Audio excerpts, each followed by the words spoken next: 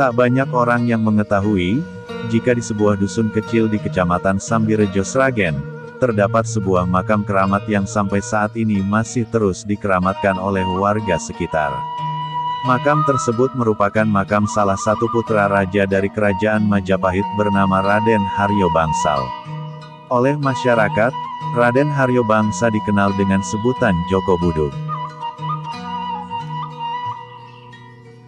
Lokasi makam berada tak jauh dari kompleks sekolah dasar Gampingan. Di sekitar makam banyak ditumbuhi pohon-pohon tua.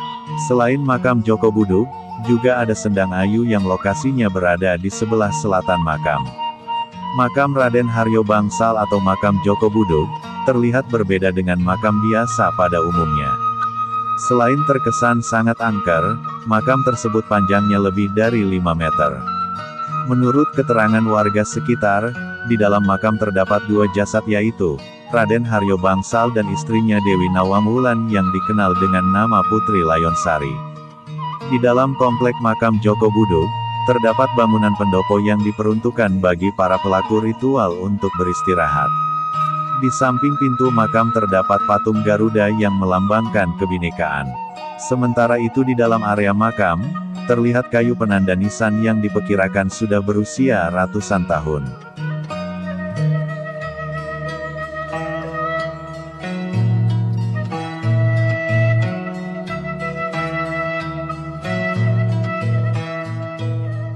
Suasana angker dengan bau kemenyan terasa menyengat saat berada di dalam makam. Kesan angker semakin bertambah kuat, dengan adanya 2 buah patung ular raksasa bermahkota di samping kiri kanan makam.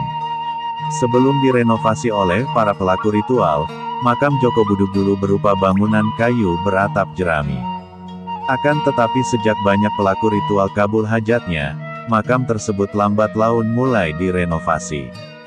Menurut cerita Mbah Pawiro, Raden Haryo Bangsal merupakan putra Prabu Brawijaya dari Kerajaan Majapahit.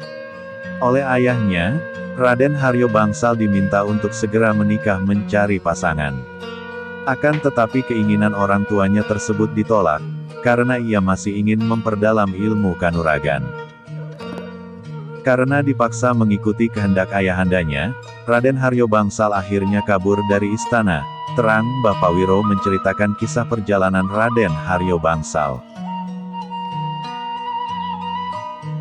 Lanjut cerita Mbah Pawiro, melalui perjalanan panjang dan melelahkan, Raden Haryo Bangsal akhirnya tersesat masuk di dalam hutan. Lebatnya semak dan duri membuat tubuh Raden Haryo Bangsal tergores dan terluka. Luka tersebut tidak diobati, sampai akhirnya menimbulkan bau amis dan kudisan. Oleh orang-orang ia kemudian dijuluki Joko Budug. Di dalam hati Raden Haryo Bangsal menyesal, karena tidak menurut keinginan orang tuanya. Sementara itu setelah sekian lama menempuh perjalanan, Joko Budug akhirnya tiba di desa Dadapan. Saat Joko Budug tertidur pulas, tiba-tiba datang seorang perempuan tua yang dikenal sebagai Mbok Rondo. Melihat kondisi yang dialami oleh Joko Budug, Mbok Rondo merasa kasihan dan mengajaknya tinggal di rumahnya. Sampai pada suatu ketika, saat Joko Budug terlelap ia mengigau tentang persoalan hidup yang tengah dihadapinya. Mbok Rondo yang saat itu berada di dekatnya kaget, jika anak muda yang tinggal di rumahnya ternyata putra raja dari Kerajaan Majapahit. Dalam hatinya Mbok Rondo berkata, sebagai seorang pangeran ia tidak pantas menderita seperti itu.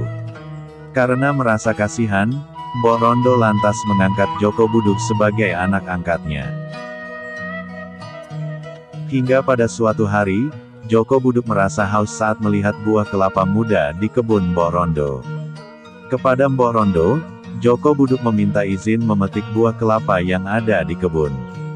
Akan tetapi memetiknya tidak dengan cara memanjat pohon kelapa, melainkan menarik pucuk pohon kelapa hingga melengkung ke bawah. Anehnya, Joko Budug tidak jadi mengambil buah pohon kelapa, tetapi mengambil dahan daun muda untuk dijadikan tongkat, yang kemudian dikenal dengan nama tongkat Luh Gading. Tongkat tersebut bukanlah tongkat biasa, karena keampuhannya, batu sebesar kerbau sekalipun akan hancur jika dipukul dengan tongkat Luh Gading. Suatu ketika di sebuah kerajaan kecil, Raja Pohan menggelar sayembara bagi siapapun yang bisa menyingkirkan batu besar yang menghalangi arus air ke pohon pisang pupus Cindemas, yang merupakan pohon kelangenan Raja Pohan. Jika laki-laki akan dijodohkan dengan putrinya yang bernama Nawangwulan. Sedangkan apabila perempuan akan diangkat menjadi saudaranya.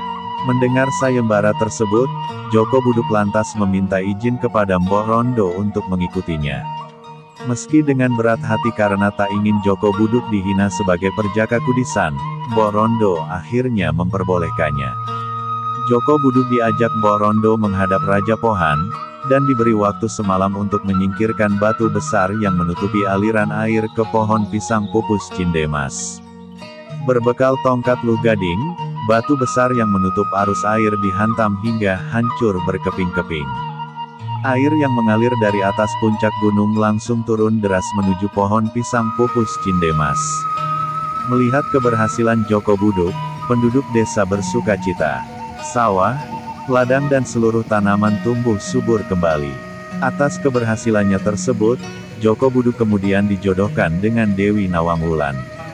Raja Pohan memerintahkan para pengawal untuk milasi, atau membersihkan tubuh Joko Buduk di sungai.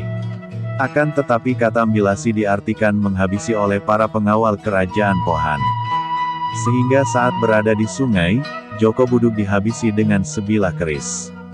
Sesaat sebelum kematiannya Joko Buduk bersumpah, siapapun tak akan pernah bisa menguburkan jasadnya, tanpa Dewi Nawangwulan di sisinya.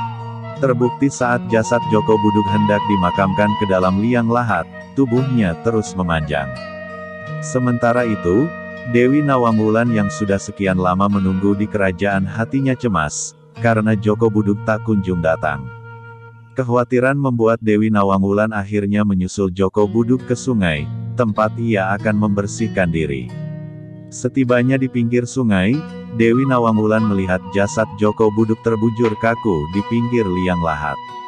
Tak kuasa menahan kesedihan, Dewi Nawangwulan lantas menyusul Joko Buduk ke alam baka. Oleh para pengawal, jasad keduanya lantas dimakamkan ke dalam satu liang lahat.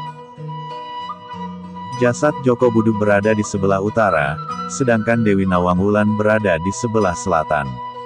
Oleh karena dua jasad yang dimakamkan dalam satu liang lahat, maka makam Joko Buduk di Dusun Gampingan terlihat sangat panjang. Oleh masyarakat Dewi Nawangwulan lantas dikenal sebagai Putri Layonsari.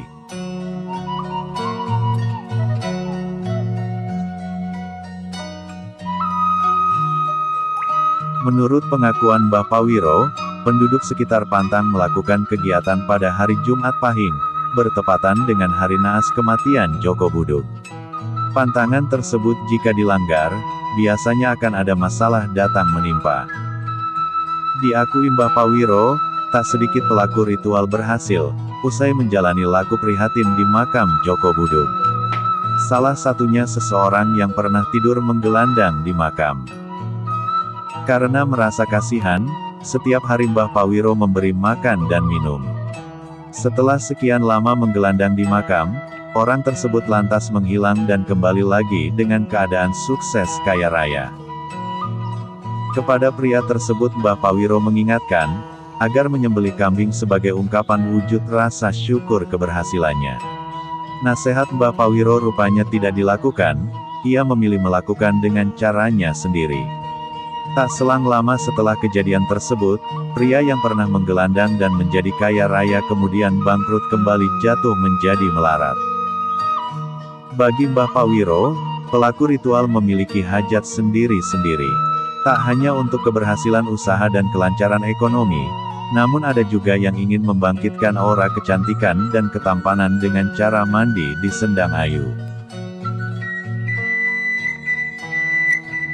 Ritual tersebut biasanya dilakukan para putri panggung yang memiliki pekerjaan pentas di atas panggung. Bagi Mbah Pawiro, keberhasilan para pelaku ritual tak lepas dari permohonan yang disampaikan kepada Tuhan Yang Maha Esa. Hal lain hanyalah sebatas perantara dari Tuhan yang harus dilakukan oleh manusia, sebagai cara berikhtiar dan berusaha untuk mencapai kesuksesan hajat yang diinginkannya.